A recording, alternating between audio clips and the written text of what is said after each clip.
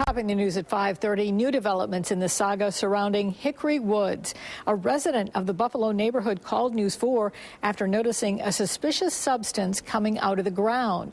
Call for Action's Al Vaughters looked into it and is here to tell us what you found, Al. Well, Jackie, there is reason for concern along Abbey Street, which runs the length of the Hickory Woods subdivision, but nowhere near the nightmarish ordeal residents and city officials went through back in the 1990s. For those still living in the Hickory Woods section of South Buffalo, this fenced-in patch of waterlogged ground brings back haunting memories of replacing contaminated soil in the yards of new homes where steel mills once stood, unexplained illnesses, and watching neighbors flee after receiving their share of a $7 million settlement. Could it be more contamination? Abbey Street residents were concerned that they saw some ponding happening on the street after rain events here in the spring.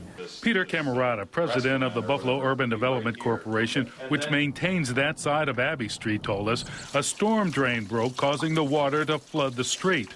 A work crew is set to fix the breach this week. They're going to use a small backhoe. As far as the task order that I've received, they basically have isolated where that particular blockage is, and we'll repair that. The Urban Development Corporation is also drawing up redevelopment plans for the old Republic Steel site, known as the River Bend Project because of its proximity to the Buffalo River. The south end of the site could be used for commercial and light industrial purposes. It borders one of the busiest rail corridors between here and New York City, so a lot of good rail access, transportation, logistics, infrastructure, so that's a big part of the site. And after meeting with neighbors, activists, and civic leaders, the agency is envisioning commercial, residential, and recreational possibilities for the north end. This is probably the third waterfront. This is probably the part of the waterfront that not many people know about. But I think in the coming 5 to 10 years, I think more and more people will be knowing about it.